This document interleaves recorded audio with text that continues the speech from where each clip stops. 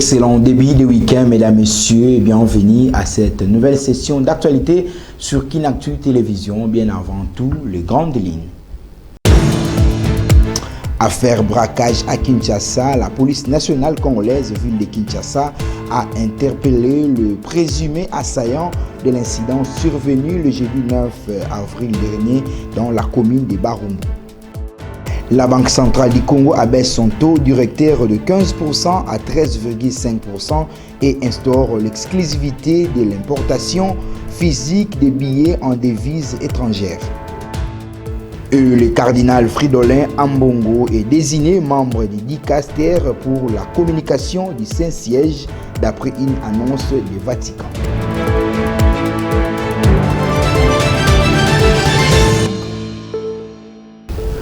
Merci d'être branché pour vous informer. Démarrons par cette nouvelle en bref.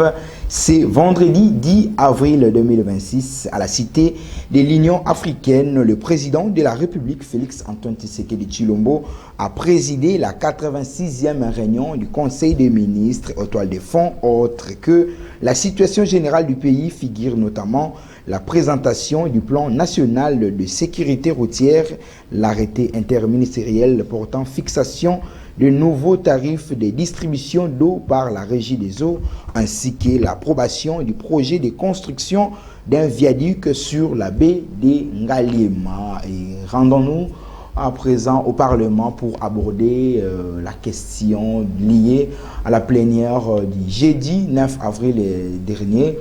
À l'Assemblée nationale, le ministre national du Commerce extérieur, Julien Paluku, a souligné dans son allocution à l'hémicycle devant ce pairs les causes exogènes et endogènes liées à la base des cours mondiaux du cacao. Nathan, écoute.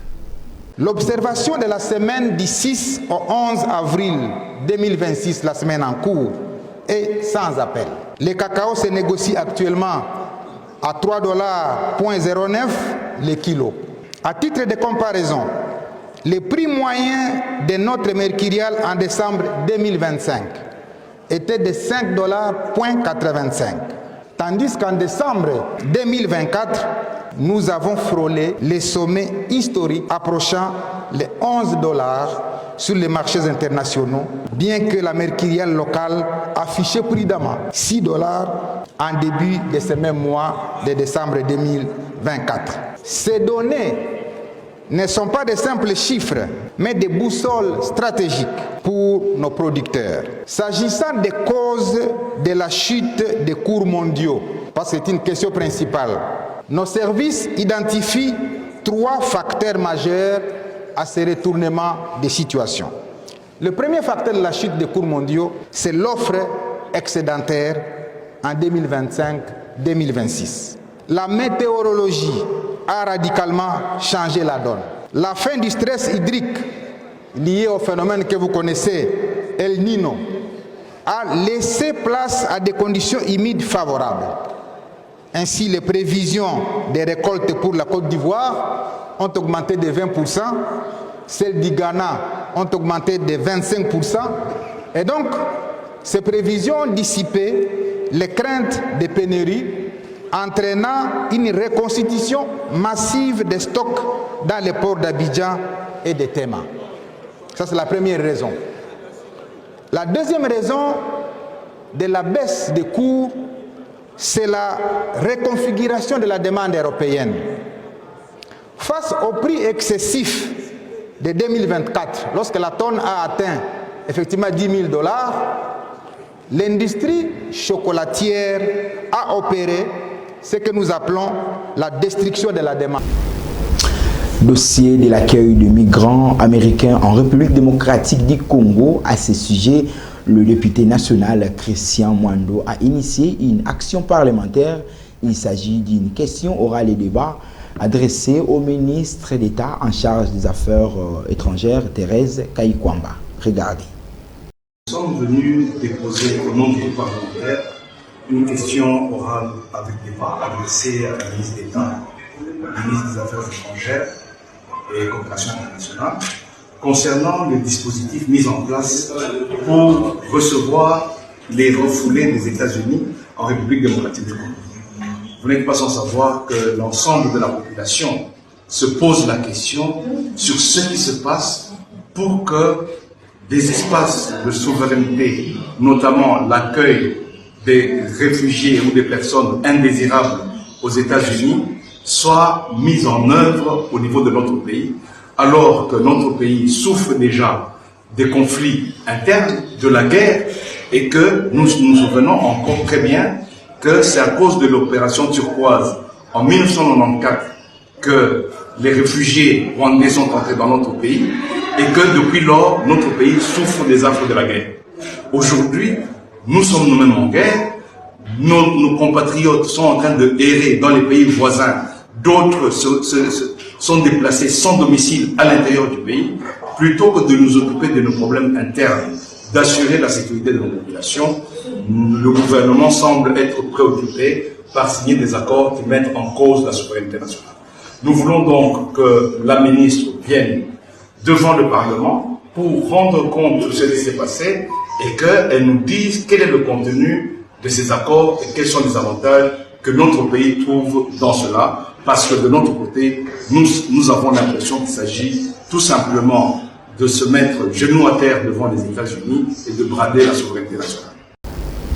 Revenons sur l'ouverture de la 17e conférence des présidents d'Assemblée et des sections Afrique de l'Assemblée parlementaire de la francophonie à Lomé au Togo. Intervenant face à ce peur, le speaker de la Chambre basse du Parlement congolais, Emeboji Sangara, a alerté sur la menace des rebelles des ADF et déplore l'inaction de l'Assemblée parlementaire de la francophonie à l'agression de la République démocratique du Congo par les Rwandais.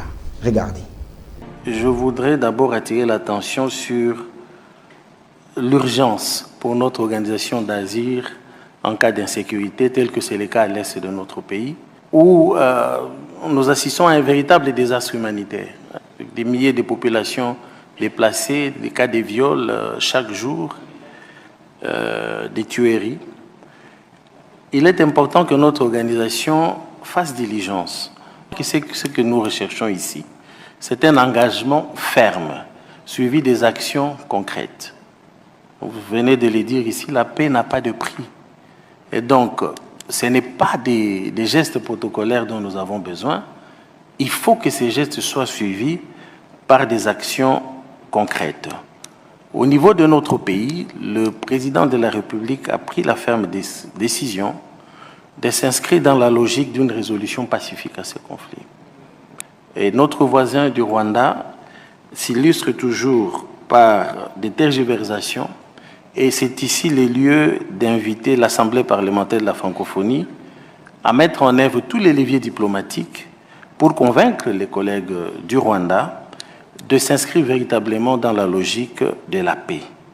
Donc nous insistons en rappelant ici à tout le monde que la situation en RDC affecte toute l'Afrique. On ne le dit pas assez, parce que très souvent on pense que bon, lorsque ça brûle au Moyen-Orient, à cause du pétrole, tout le monde est concerné, mais la situation en RDC concerne d'abord les pays voisins, mais ensuite notre pays détient des ressources et des atouts qui font de notre pays, nous l'appelons pays solution. Lorsque vous regardez les questions environnementales, l'énergie, nous avons le projet Grand Inga qui peut fournir l'électricité à toute l'Afrique. Et donc lorsque la RDC est en panne, il est difficile pour notre continent et pour l'espace francophone de réaliser ses ambitions de développement. En économie, retenez que la Banque centrale du Congo a, au cours d'une réunion du comité de politique monétaire tenue le jeudi 9 avril dernier, a pris des décisions fortes marquées par une baisse significative du taux directeur dorénavant fixé à 13,5% contre 15% auparavant. Suivez en image André Wameso, gouverneur de la Banque centrale du Congo. La Banque centrale a décidé d'assurer l'exclusivité de l'importation physique des billets de banque en devises étrangères à partir de 12 mois à compter de cette date. En d'autres termes, aucune banque commerciale ne sera plus autorisés à effectuer l'importation physique des monnaies étrangères à partir du 9 avril 2027. Le comité de politique monétaire informe l'opinion que la Banque centrale, conformément à ses précédentes communications et dans le cadre du partenariat qui la lie à DRC Gold Trading, a déjà commencé à accumuler de l'or brut d'origine artisanale en vue de le transformer en or monétaire. Cette stratégie répond principalement aux objets ci-après. Diversifier les réserves internationales, renforcer la confiance dans la politique monétaire et constituer un matelas susceptible d'amortir les chocs liés aux fluctuations des marchés. Et le ministère des Finances, du Budget et du Portefeuille public en République démocratique du Congo se prépare à une première émission obligatoire internationale estimée à 1,25 milliard de dollars américains dans un projet conjoint avec le Fonds monétaire international. Nathan Ekouchou nous en dit plus.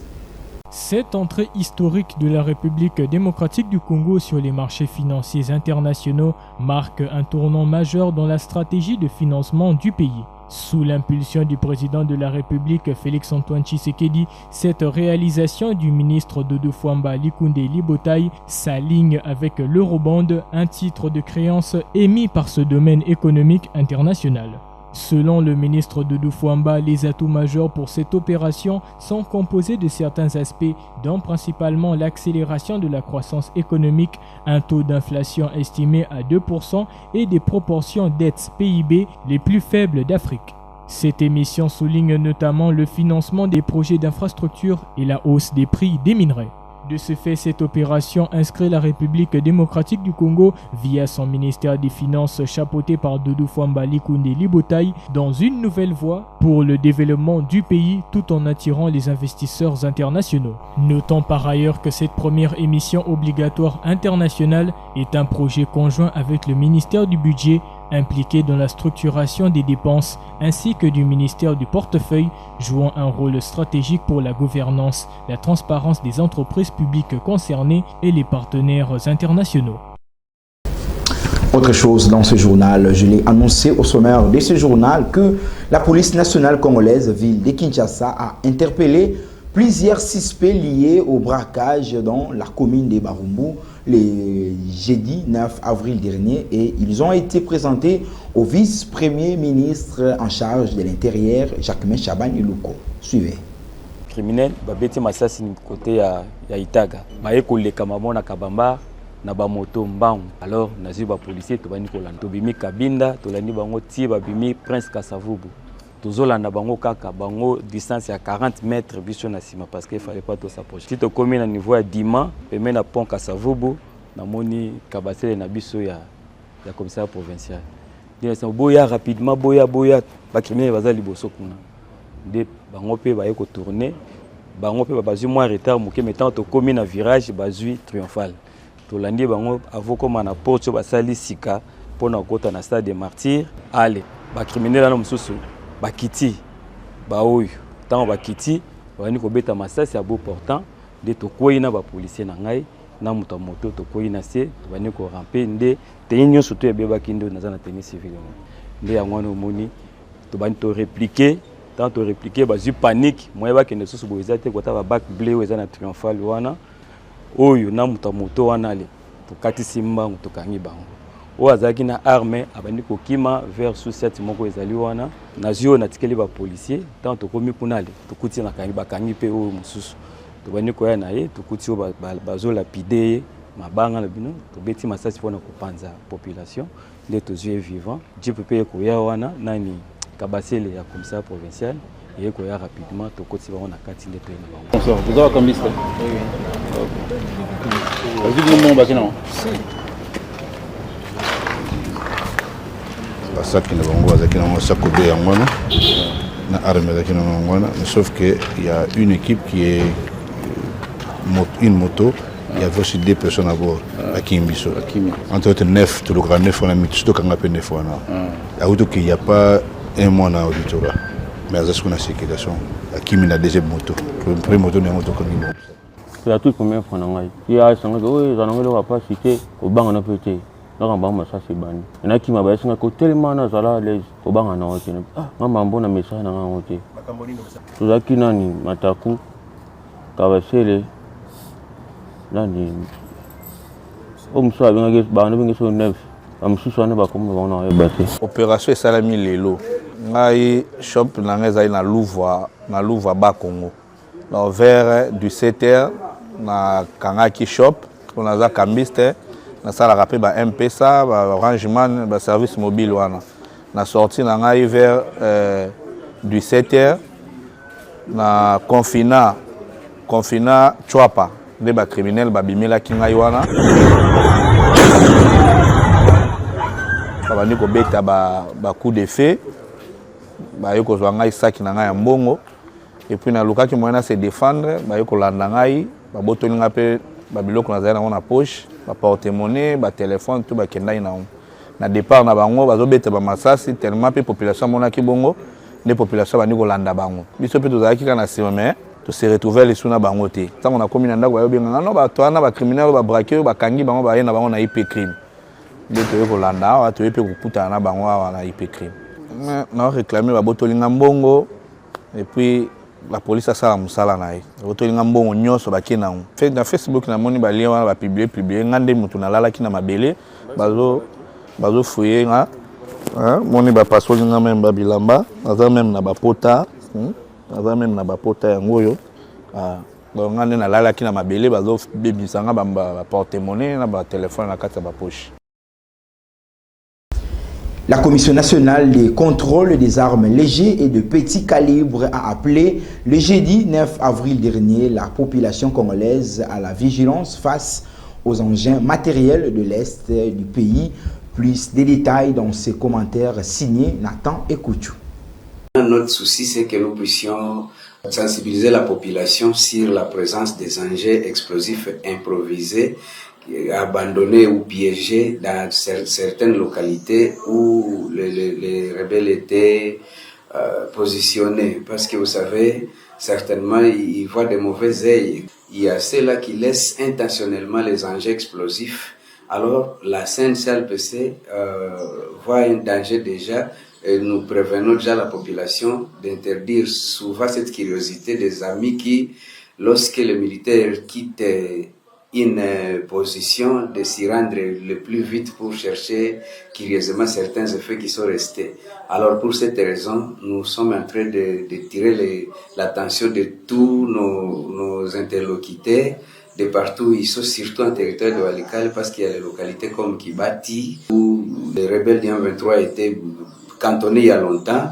Il y a des localités comme Peti, Minjenje. S'il faut voir le groupement Ikobo, Bouleusa et Katekou, c'est pas Katekou et consorts, toutes ces localités-là sont inondées par les engins explosifs improvisés et nous n'avons plus de larmes à faire couler suite à l'inattention. C'est pourquoi nous tirons la sonnette d'alarme auprès de nos habitants pour qu'ils puissent, dans la mesure du possible, être vraiment prudent, ne pas fouler les pieds dans ces entités-là où les rebelles étaient positionnés il y a longtemps. C'est question seulement d'être prudent. Nous sommes la CNCLPC, une structure interministérielle où nous agissons avec le service de génie militaire de la 34e région militaire. En cas de quoi, qu'ils n'hésitent pas à nous appeler. Nos numéros sont là en permanence 24 heures sur 24 pour des mesures de coercition. À toute la population du Nord Kivu de prêter main forte à ces services parce que nous sommes un service qui vient secourir pour lutter contre la perte de vies humaines suite à la multiplicité, à la prolifération des engins explosifs et des armes abandonnées. Maintenant, quitte à eux de nous prêter main forte pour que nous puissions vivre une vie assainie sans explosifs. Le secrétaire général à la justice et garde des Sceaux séjourne dans la ville de Bunia chef-lieu de la province de l'Ituri, où il a conduit une délégation mixte auprès du gouverneur militaire de cette province avec objectif évaluer le fonctionnement de l'unité d'appui de l'administration pénitentiaire. Une mission qui s'inscrit dans une dynamique de l'amélioration du système judiciaire en cette période particulière de l'état de siège. Suivez en image. À la tête d'une délégation mixte et composée de plusieurs acteurs du secteur judiciaire, l'inspecteur général de la justice, Botobo Lolimba King, a été reçu en audience par le gouverneur militaire de l'Ituri, le lieutenant général Luboya Nkashama Johnny. La mission conjointe consiste à évaluer les fonctionnements de l'unité d'appui de l'administration pénitentiaire dans un contexte de l'état des sièges et avec un accent sur la restauration de l'autorité de l'État. A porté principalement sur 3 points. D'abord, la question des infrastructures pénitentiaires, la réhabilitation et la construction des prisons suivant le programme du gouvernement. Ensuite, la question de l'approvisionnement des prisons en vivres et non-vivres. Et enfin, la question des droits de l'homme. Occasion pour le secrétaire général à la justice de saluer les efforts déjà consentis par le lieutenant général Luboya Nkashama Johnny dans le cadre du développement et de la paix. Je vais commencer par féliciter l'autorité provinciale parce qu'il y a environ une année, j'étais ici, toujours en mission.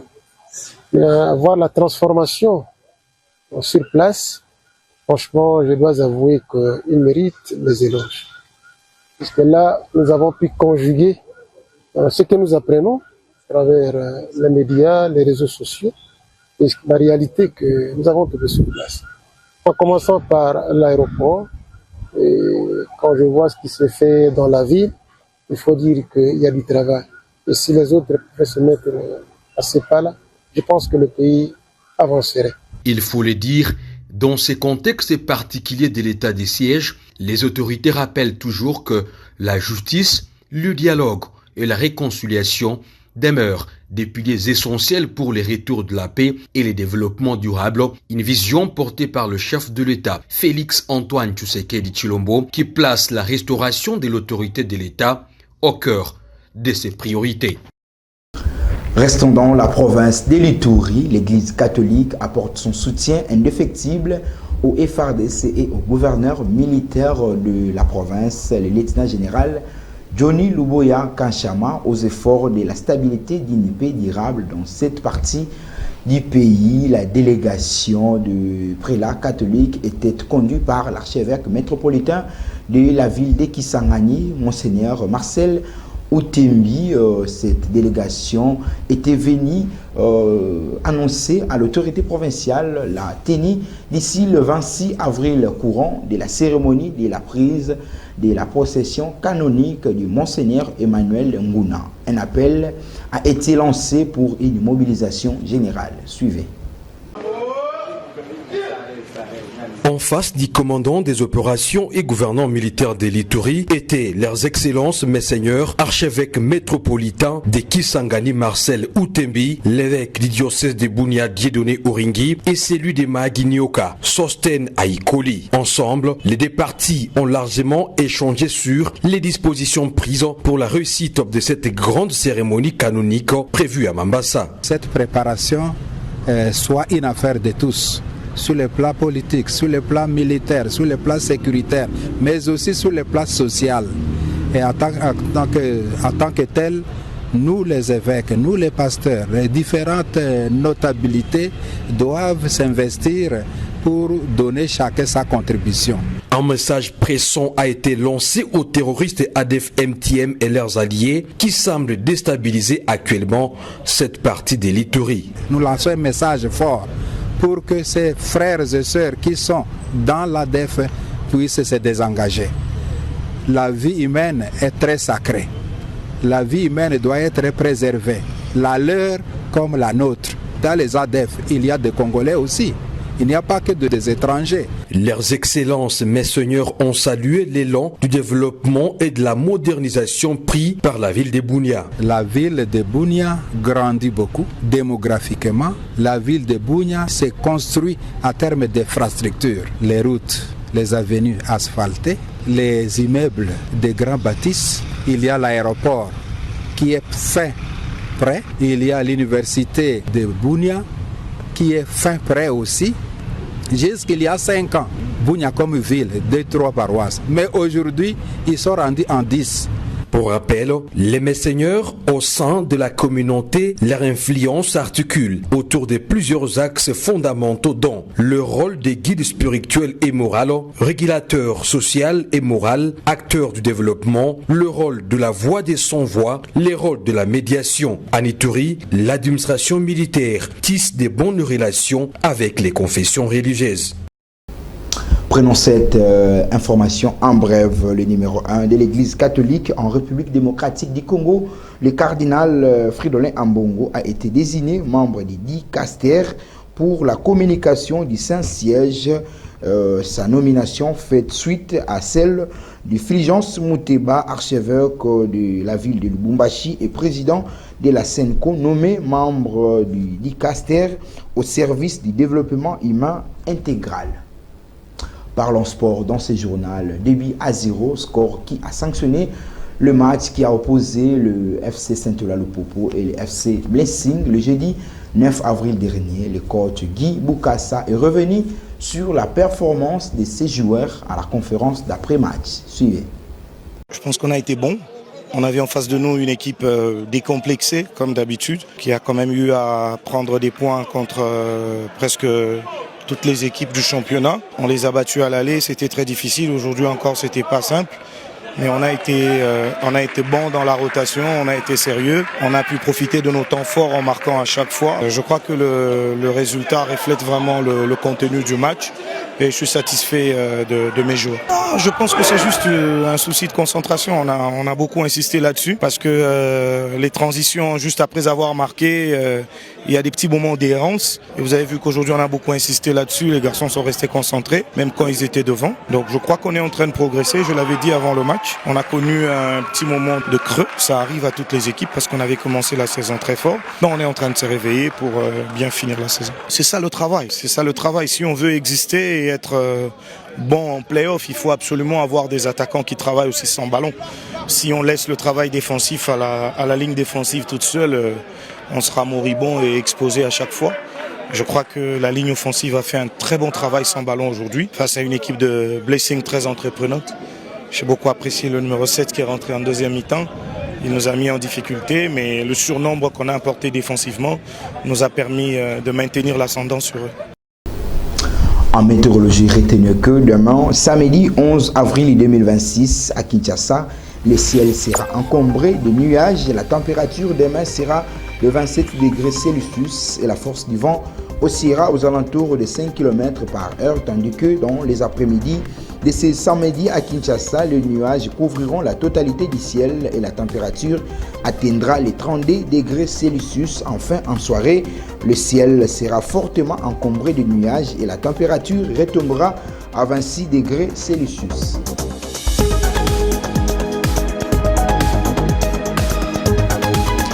L'actualité reste en continu sur Kinactu Télévision. Prenons la revue de presse commentée par Nathan Ekoutu.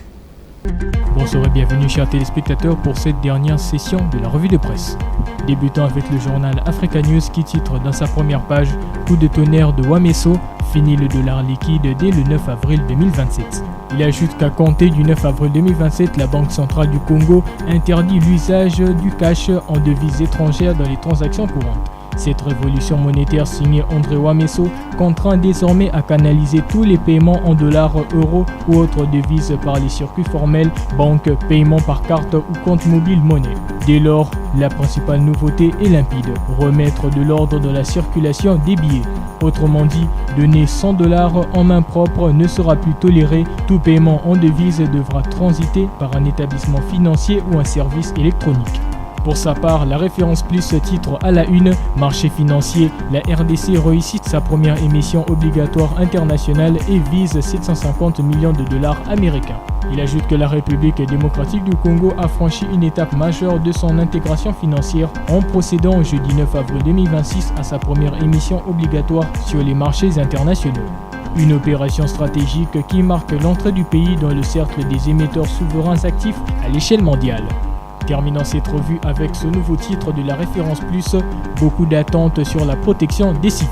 Il indique en commentaire, alors que le nouveau représentant spécial du secrétaire général de l'ONU en RDC et chef de la MONUSCO, James Christopher Swan, prend ses fonctions, la question cruciale de la protection des civils cristallise les débats. Entre appel au renforcement militaire, dénonciation des dérives sécuritaires et besoin d'une vision commune des droits de l'homme, certains acteurs politiques et la société civile ont livré leurs priorités lors de l'émission Dialogue entre Congolais du mercredi 8 avril dernier. Le mandat de la MONUSCO axé sur la protection des civils, le soutien à la désescalade et la paix durable est une nouvelle fois au centre de l'arène publique. C'est tout pour cette dernière édition de la lecture des journaux. À la semaine prochaine pour de nouvelles pages d'actualité.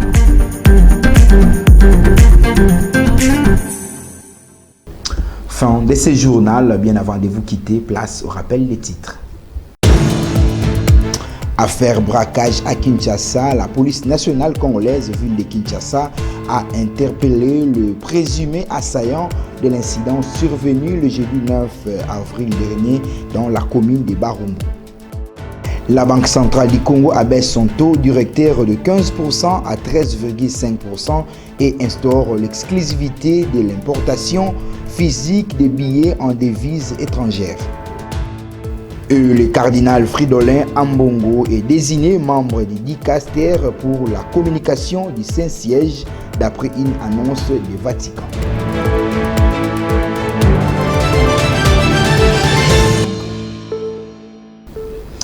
Cette session d'information sur Kinaptu Télévision est complètement terminée, réalisée grâce au concours de l'équipe technique, Roni Manzila derrière la caméra, des anges Zanazena à la régie finale, Aris Matondo au montage, coordonné par Madame Ruth Mboua. Quant à moi, je vous retrouve très prochainement. Que Dieu veille sur la République démocratique du Congo et son peuple. Au revoir.